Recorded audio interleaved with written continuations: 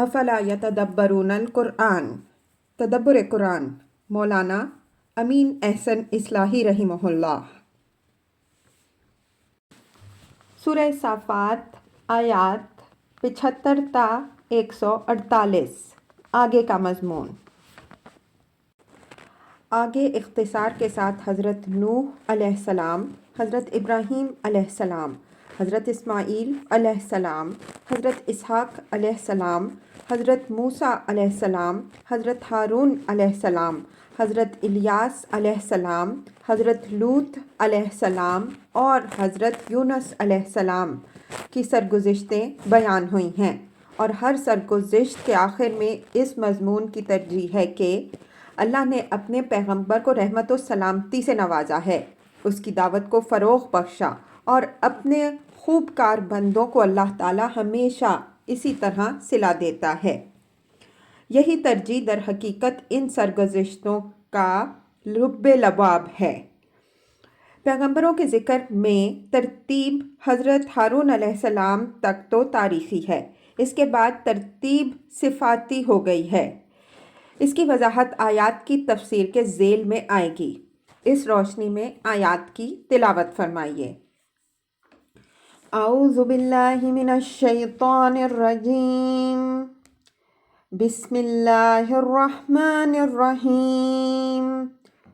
وَلَقَدْ نَادَانَا نُوحٌ فَلَنِعْمَ الْمُجِيبُونَ وَنَجَّيْنَاهُ وَأَهْلَهُ مِنَ الْكَرْبِ الْعَظِيمِ وَجَعَلْنَا ذُرِّيَّتَهُ هُمُ الْبَاقِينَ وَتَرَكْنَا عَلَيْهِ فِي الْآخِرِينَ سلام علی نوح فی العالمین انا کذالک نجزی المحسنین انہ من عبادنا المؤمنین ثم اغرقنا الآخرین وان من شیعته لابراہیم اذ جاء ربہ بقلب سلیم اذ قال لأبیہ وقومہ ماذا تعبدون أئفکا آلہۃ دون اللہ تریدون فما ظنکم برب العالمین فنظر نظرۃ فی النجوم فقال انی سقیم فتولوا عنہ مدبرین فراغ إلى آلهتهم فقال ألا تأكلون ما لكم لا تنطقون فراغ عليهم ضربا باليمين فأقبلوا إليه يزفون قال أتعبدون ما تنحتون والله خلقكم وما تعملون قالوا ابنوا له بنيانا فألقوه في الجحيم فأرادوا به كيدا فجعلناهم الأسفلين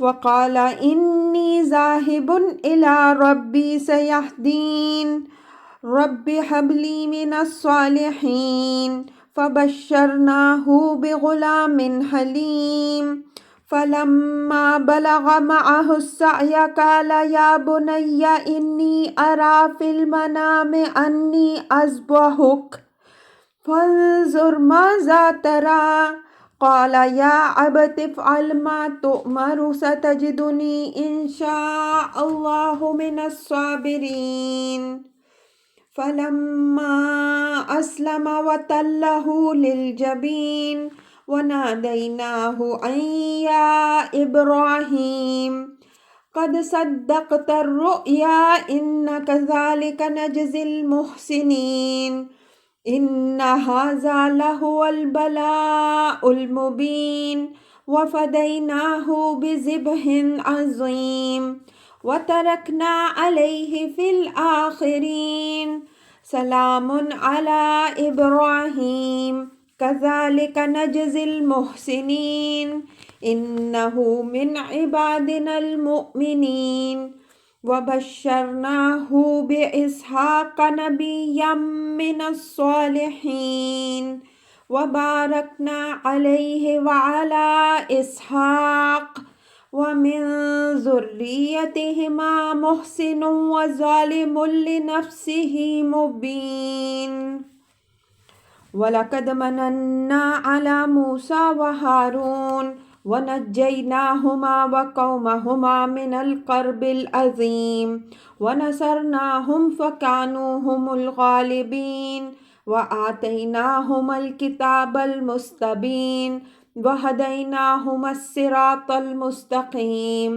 وَتَرَكْنَا عَلَيْهِمَا فِي الْآخِرِينَ سلام علی موسیٰ وہارون انا کذالک نجزی المحسنین انہما من عبادنا المؤمنین وان الیاس لمن المرسلین اذ قال لقومه الا تتقون اتدعون بعلا وتذرون احسن الخالقین اتدعون بعلا وتذرون احسن الخالقین اللہ ربکم ورب آبائکم الاولین اتدعون بعلا وتذرون احسن الخالقین اللہ ربکم ورب آبائکم الاولین فکذبوہ فإنہم لمحضرون إلا عباد الله المخلصين وتركنا عليه في الآخرين سلام على الياسين إن كذلك نجزي المحسنين إنه من عبادنا المؤمنين وإن لوطا لمن المرسلين إذ نجيناه وأهله أجمعين إلا عجوزا في الغابرين ثم دمرنا الآخرين وإنكم لتمرون عليهم مصبحين وبالليل أفلا تعقلون وإن يونس لمن المرسلين إذ أبق إلى الفلك المشحون فساهم فكان من المدحنين فالتقمه الحوت وهو مليم فلولا أنه من المسبحين للبث في بطنه إلى يوم يبعثون فنبذناه بالعراء وهو سقيم وَأَنبَتْنَا عَلَيْهِ شَجَرَةً مِّن يَقْطِينٍ وَأَرْسَلْنَاهُ إِلَى 100,000 أَوْ يَزِيدُونَ فَآمَنُوا فَمَتَّعْنَاهُمْ إِلَى حِينٍ۔ ترجمہ۔ اور نوح علیہ السلام نے ہم سے فریاد کی، پس کیا ہی خوب ہیں ہم فریاد سننے والے، اور ہم نے اس کو اور اس کے لوگوں کو بہت بڑی کلفت سے نجات دی، اور ہم نے اس کی ذریت ہی کو باقی رہنے والا بنایا، اور ہم نے اس کے طریقے پر پچھلوں میں ایک گروہ کو چھوڑا۔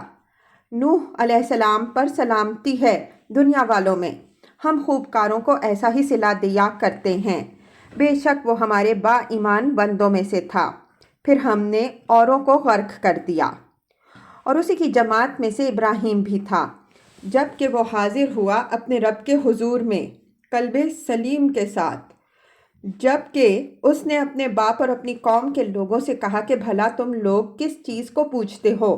کیا اللہ کے سوا دوسرے من گھڑت معبودوں کے طالب ہو؟ تو خداوند عالم کے باب میں تمہارا کیا گمان ہے؟ پس اس نے ایک نظر ستاروں پر ڈالی، پس کہا میں تو ماندہ ہو رہا ہوں۔ پس وہ لوگ اس کو چھوڑ کر چلے گئے۔ پس وہ نظر بچا کے ان کے دیوتاؤں کی طرف گیا، بولا آپ لوگ نوش نہیں کرتے، کیا بات ہے کچھ بولتے نہیں؟ پھر مارا ان کو بھرپور ہاتھ۔ پس لوگ آئے اس کی طرف بھاگے ہوئے۔ اس نے کہا کیا تم لوگ اپنے ہی ہاتھوں کی گھڑی ہوئی چیزوں کو پوجتے ہو؟ اللہ ہی نے پیدا کیا ہے تم کو بھی اور ان چیزوں کو بھی جن کو تم بناتے ہو۔ انہوں نے کہا اس کے لیے ایک مکان بناؤ، پس اس کو آگ میں جھونک دو۔ پس انہوں نے اس کے ساتھ چال کرنی چاہی تو ہم نے انہی کو نیچا دکھایا، اور اس نے کہا میں اپنے رب کی طرف جا رہا ہوں، وہ میری رہنمائی فرمائے گا۔ اے میرے رب مجھے اولاد صالح عطا فرما۔ تو ہم نے اس کو ایک بردبار فرزند کی بشارت دی۔ بس جب وہ اس کے ساتھ چلنے پھرنے کی عمر کو پہنچا تو اس نے کہا اے میرے بیٹے، میں خواب میں دیکھتا ہوں کہ میں تم کو ذبح کر رہا ہوں، تو غور کر لو تمہاری کیا رائے ہے؟ اس نے جواب دیا کہ اے میرے باپ، آپ کو جو حکم دیا جا رہا ہے اس کی تعمیل کیجیے، آپ انشاءاللہ مجھے ثابت قدموں میں پائیں گے۔ بس جب دونوں نے اپنے تئیں اپنے رب کے حوالے کر دیا اور ابراہیم نے اس کو پیشانی کے بل پچھاڑ دیا، اور ہم نے اس کو آواز دی اے ابراہیم، بس تم نے خواب کو سچا کر دکھایا، بے شک ہم خوب کاروں کو اسی طرح صلہ دیا کرتے ہیں۔ بے شک یہ کھلا ہوا امتحان تھا اور ہم نے اس کو ایک عظیم قربانی کے عوض چھڑا لیا، اور ہم نے اس کی ملت پر پچھلوں میں ایک گروہوں کو چھوڑ دیا۔ سلامتی ہو ابراہیم پر، اسی طرح ہم خوب کاروں کو صلہ دیتے ہیں۔ بے شک وہ ہمارے با ایمان بندوں میں سے تھا، اور ہم نے اس کو اسحاق کی خوشخبری دی، ایک نبی کی زمرہ صالحین میں سے، اور ہم نے اس پر بھی اور اسحاق پر بھی برکتیں نازل کیں، اور ان کی ذریت میں سے خوب کار بھی ہیں اور اپنی جانوں پر کھلے ہوئے ظلم ڈھانے والے بھی۔ اور ہم نے موسیٰ اور ہارون علیہم السلام پر اپنا فضل کیا، اور ان کو اور ان کی قوم کو ایک عظیم مصیبت سے نجات دی، اور ہم نے ان کی مدد کی تو وہی غالب آنے والے بنے، اور ہم نے ان کو روشن کتاب عطا فرمائی اور ان کو صراط مستقیم کی ہدایت بخشی، اور ہم نے ان کے طریقے پر پیچھے والوں میں ایک گروہ کو چھوڑا۔ سلامتی ہو موسیٰ اور ہارون پر، ہم خوب کاروں کو اسی طرح صلہ دیا کرتے ہیں، بے شک وہ دونوں ہمارے با ایمان بندوں میں سے تھے۔ اور الیاس بھی پیغمبروں میں سے تھا، جبکہ اس نے اپنی قوم سے کہا کیا تم لوگ ڈرتے نہیں؟ کیا تم لوگ بال کو پکارتے ہو اور بہترین خالق کو چھوڑتے ہو؟ اللہ کو جو تمہارا بھی خداوند ہے اور تمہارے اگلے باپ داداؤں کا بھی۔ تو انہوں نے اس کو جھٹلا دیا، تو بے شک وہ گرفتار ہونے والوں میں سے ہوں گے۔ اللہ کے خاص بندے محفوظ رہیں گے۔ اور ہم نے اس کے طریقے پر پچھلوں میں ایک گروہ کو چھوڑا۔ الیاسیوں پر سلامتی ہو، ہم اسی طرح صلہ دیتے ہیں خوب کاروں کو، بے شک وہ ہمارے با ایمان بندوں میں سے تھا۔ اور بے شک لوط بھی پیغمبروں میں سے تھا، جبکہ ہم نے اس کو اور اس کے لوگوں کو سب کو نجات دی بجز ایک بڑھیا کے جو پیچھے رہ جانے والوں میں سے بنی۔ پھر ہم نے اوروں کو ہلاک کر دیا، اور تم ان کی بستیوں پر سے گزرتے ہو صبح کو بھی اور شام کو بھی، تو کیا تم سمجھتے نہیں؟ اور بے شک یونس علیہ السلام بھی پیغمبروں میں سے تھا۔ یاد کرو جبکہ وہ بھاگا ایک بھری کشتی کی طرف، پس کرا ڈالا، پس وہ دھکیلا گیا، پس اس کو نگل لیا مچھلی نے، اور وہ سزاوار ملامت تھا۔ پس اگر وہ تسبیح کرنے والوں میں سے نہ ہوتا تو لوگوں کے اٹھائے جانے کے دن تک اس کے پیٹ ہی میں پڑا رہ جاتا۔ بس ہم نے ڈال دیا اس کو خشک زمین پر، اور وہ نڈھال تھا، اور اس پر ایک درخت بیل والا اگا دیا، اور اس کو رسول بنا کر بھیجا 1,00,000 بلکہ اس سے زیادہ کی طرف۔ پس وہ لوگ ایمان لائے تو ہم نے ایک مدت تک ان کو کھانے بسنے کی مہلت دی۔ الفاظ کی تحقیق اور آیات کی وضاحت۔ وَلَقَدْ نَادَانَا نُوحٌ فَلَنِعْمَ الْمُجِيبُونَ وَنَجَّيْنَاهُ وَأَهْلَهُ مِنَ الْكَرْبِ الْعَظِيمِ۔ یہ حضرت نوح علیہ السلام کی اس فریاد کی طرف اشارہ ہے جو انہوں نے اپنے رب کے سامنے اس وقت کی ہے جبکہ وہ ایک طویل مدت تک اپنی قوم کو دعوت دینے کے بعد اس کے ایمان سے کلیتاً مایوس ہو گئے ہیں، اور جس کا ذکر سورہ شعراء آیات 117-118 میں گزر چکا ہے۔ سورہ نوح علیہ السلام میں ان کی یہ فریاد تفصیل سے نقل ہوئی ہے، جس کے آخری الفاظ یہ ہیں وقال نوح ربی لا تذر علی الارض من الکافرین دیارا انک ان تذرہم یضلوا عبادک ولا یلدوا الا فاجرا کفارا۔ سورہ نوح آیات 26 تا 27۔ اور نوح نے اپنے رب سے دعا کی، اے میرے رب، زمین پر تو کافروں میں سے کسی کو چلتا پھرتا نہ چھوڑ، اگر تو ان کو چھوڑے رکھے گا تو وہ صرف نابکاروں اور ناشکروں ہی کو جنم دیں گے۔ یہ فریاد حضرت نوح علیہ السلام نے اس وقت کی جب وہ اپنی طاقت کا آخری قطرہ بھی نچوڑ چکے تھے۔ اس وجہ سے اللہ تعالیٰ نے ان کی فریاد فوراً سنی۔ چنانچہ ان لوگوں کے سوا جو حضرت نوح علیہ السلام پر ایمان لائے، بقیہ سارے لوگ غرق کر دیے گئے۔ سورہ نوح میں ان کی قوم کے نابکاروں کا انجام ان الفاظ میں بیان ہوا ہے، مما خطیئاتہم اغرقوا فادخلوا نارا فلم یجدوا لہم من دون اللہ انصارا۔ سورہ نوح آیت 25۔ وہ اپنے جرائم کی پاداش میں غرق کر دیے گئے، پھر آگ میں داخل کیے گئے اور انہوں نے اللہ کے مقابل میں اپنے لیے کوئی مددگار نہیں پایا۔ یہ حضرت صلی اللہ علیہ وسلم اور آپ صلی اللہ علیہ وسلم کے صحابہ کرام رضی اللہ عنہم اجمعین کو تسلی دی گئی ہے کہ صبر کے ساتھ حالات کا مقابلہ کرتے رہو۔ اللہ تعالیٰ تمہاری دعاؤں اور جاں فشانیوں سے بے خبر نہیں ہے۔ جب قوم پر حجت تمام ہو جائے گی تو تم دیکھ لو گے کہ اللہ کی نصرت کس طرح ظاہر ہوتی ہے اور تمہارے دشمن کس طرح نامراد اور پامال ہوتے ہیں۔ وَنَجَّيْنَاهُ وَأَهْلَهُ مِنَ الْكَرْبِ الْعَظِيمِ وَجَعَلْنَا ذُرِّيَّتَهُ هُمُ الْبَاقِينَ۔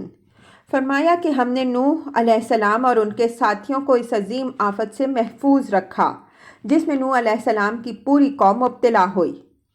اہل سے مراد ان کے تمام با ایمان اہل و عیال ہیں، اگرچہ اس لفظ کا اطلاق جیسا کہ اس کے محل میں ہم وضاحت کر چکے ہیں کسی شخص کے اتباع پر بھی ہوتا ہے، لیکن حضرت نوح علیہ السلام پر معلوم ہوتا ہے کہ ان کی ذریت ہی کے کچھ لوگ ایمان لائے تھے اور وہی لوگ باقی رہنے والے بنے جن سے از سر نو یہ دنیا آباد ہوئی۔ باقی سارے لوگ اپنی سرکشی کی پاداش میں غرق کر دیے گئے۔ وَتَرَكْنَا عَلَيْهِ فِي الْآخِرِينَ۔ اس ٹکڑے میں ایک مضاف اور ترکنا کا مفعول عربیت کے معروف قاعدے کے مطابق محذوف ہے۔ یہ محذوفات کھول دیجئے تو پوری بات یوں ہوگی کہ ہم نے اس کی ملت پر پچھلوں میں سے ایک گروہ کو قائم رکھا۔ یہ ان کی دعوت کی کامیابی کی طرف اشارہ ہے کہ ان کے دشمنوں کی تمام مخالفت کے علی الرغم اللہ تعالیٰ نے ان کی دعوت کو فروغ دیا۔ اخلاف میں ان کے حاملین پیدا ہوئے اور ان کے دشمن نیست و نابود ہوئے۔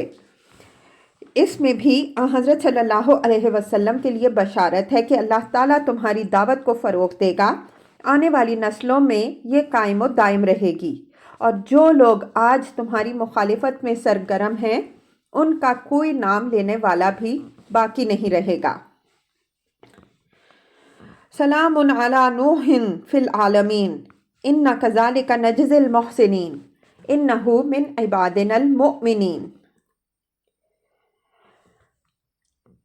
یہ حضرت نوح علیہ السلام کے لیے اللہ تعالیٰ کی طرف سے تحسین و آفرین ہے اور دنیا اور آخرت دونوں میں برکت و سلامتی کی بشارت ہے کہ اس دنیا میں جو مقام اس کو حاصل ہوا وہ اس سے پہلے کسی کو حاصل نہیں ہوا۔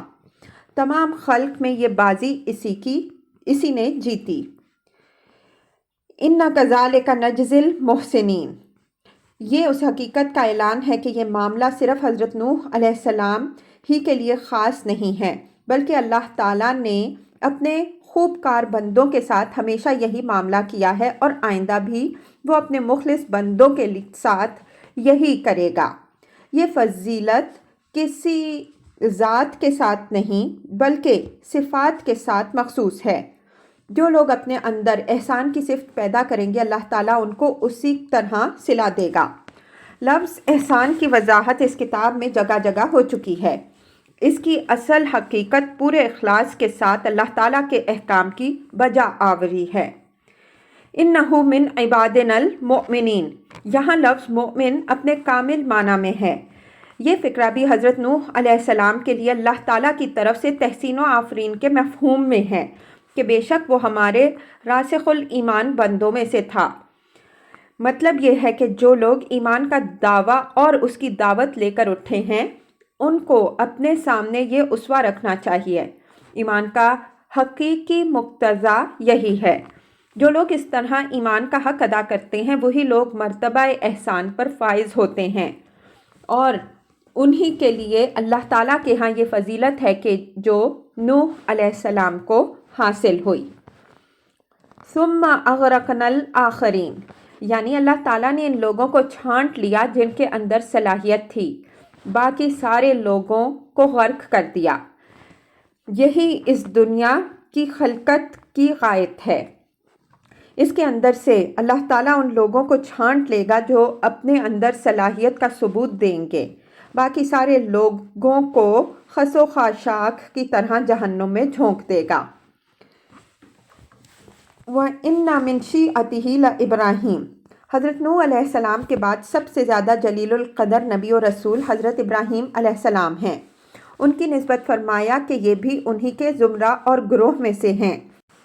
جو دعوت خلق کو انہوں نے دی وہی دعوت انہوں نے بھی دی، اور اللہ کی راہ میں جس ایمان و احسان کا مظاہرہ انہوں نے کیا اسی صدق و اخلاص کا مظاہرہ انہوں نے بھی کیا۔ اوپر آیت 78 میں یہ بات جو فرمائی ہے کہ نوح علیہ السلام کی ملت پر ہم نے پچھلوں میں سے ایک گروہ کو قائم رکھا، یہ اسی کے تسلسل کی طرف اشارہ ہے کہ جس ملت کے دائی حضرت نوح علیہ السلام تھے اسی ملت کے دائی بن کر حضرت ابراہیم علیہ السلام اٹھے۔ یہ امر یہاں واضح رہے کہ تمام انبیاء علیہم السلام کی ملت اصلاً ایک ہی ہے اور وہ ہے ملت اسلام۔ اس مسئلہ پر مفصل بحث اس کے محل میں گزر چکی ہے۔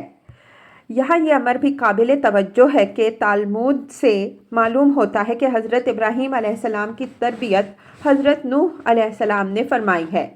اگرچہ اس روایت پر میں مطمئن نہیں ہوں، لیکن اس کی صحت اگر باور کر لی جائے تو حضرت ابراہیم علیہ السلام کے حضرت نوح علیہ السلام کے زمرے میں سے ہونے کا ایک اور بھی پہلو نکل آتا ہے۔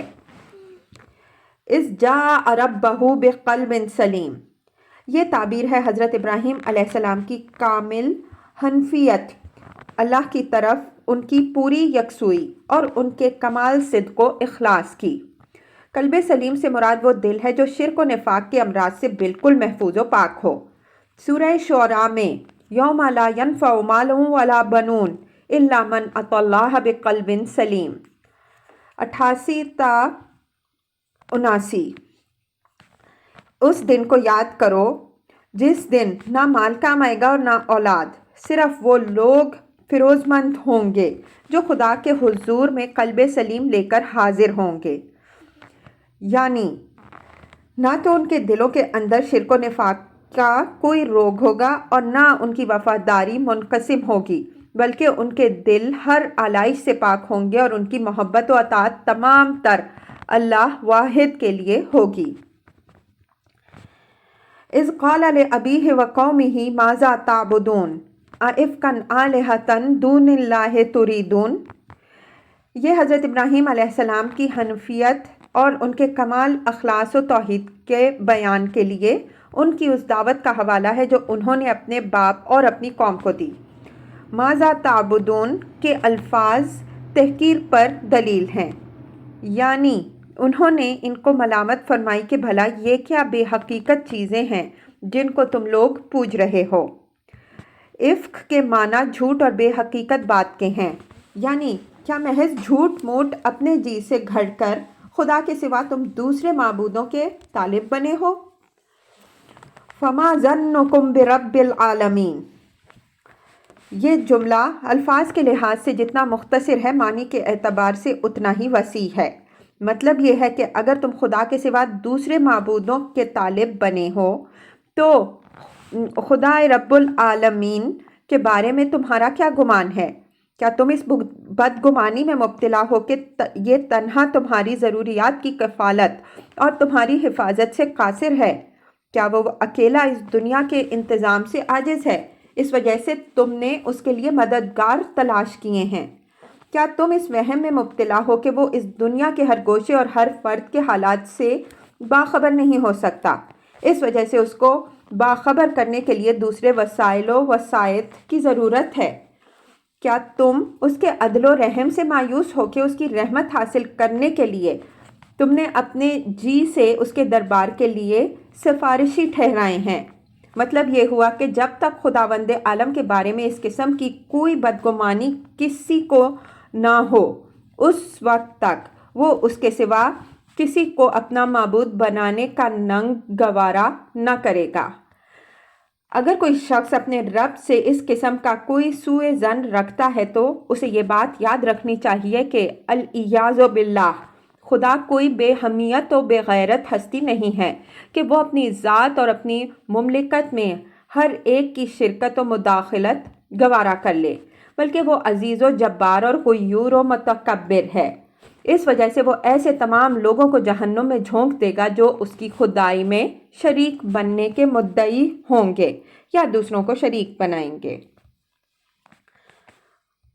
فَنَظَرَ نَظْرَةً فِي النُّجُومِ فَقَالَ إِنِّي سَقِيمٌ فَتَوَلَّوْا عَنْهُ مُدْبِرِينَ فَرَاغَ إِلَىٰ آلِهَتِهِمْ فَقَالَ أَلَا تَعْقِلُونَ مَا لَكُمْ لَا تَنطِقُونَ فَرَاغَ عَلَيْهِمْ ضَرْبًا بِالْيَمِينِ۔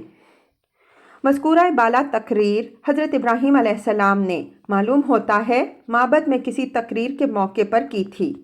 اس کے بعد انہوں نے یہ اسکیم بنائی کہ اپنی قوم کے لوگوں کے سامنے ان کے معبودوں کی بے حقیقتی اچھی طرح واضح کر دیں۔ اس کے لیے یہ طریقہ انہوں نے اختیار کیا کہ شب میں تقریب سے فارغ ہو کر جب لوگ وہاں سے رخصت ہونے لگے تو انہوں نے ایک نظر اس طرح ستاروں پر ڈالی گویا وقت کا اندازہ کرنا چاہتے ہوں، اور لوگوں کے کانوں میں بات ڈالتے ہوئے فرمایا کہ میں اس وقت ماندہ ہو رہا ہوں۔ لوگوں نے یہ سمجھا کہ رات زیادہ گزر چکی ہے اور یہ نوجوان دن بھر کا تھکا ہوا ہے، اس وجہ سے اس وقت گھر نہیں جانا چاہتا بلکہ یہی معبد میں رات گزارنی چاہتا ہے۔ یہ ایک معمولی سی بات تھی، اس وجہ سے لوگ ان کو وہاں چھوڑ کر اپنے اپنے گھروں کو سدھارے۔ حضرت ابراہیم علیہ السلام کو جب تنہائی ملی تو وہ نظر بچا کے بت خانے میں جا گھسے۔ پہلے بتوں پر کچھ طنزیہ فکرے چست کیے، آخر آپ لوگوں کے سامنے یہ بھوجن جو رکھا ہوا ہے اس کو نوش کیوں نہیں فرماتے، اور اس درجہ خاموشی کیوں ہے، کچھ بولتے کیوں نہیں؟ اس کے بعد چند بھرپور ہاتھ ایسے مارے کہ ان کو ٹکڑے ٹکڑے کر کے رکھ دیا۔ دوسرے مقام میں ہے کہ تمام چھوٹے بتوں کو توڑ دیا، صرف بڑے بت کو ایک خاص مصلحت سے جس کی وضاحت سورہ انبیاء میں ہو چکی ہے چھوڑ دیا۔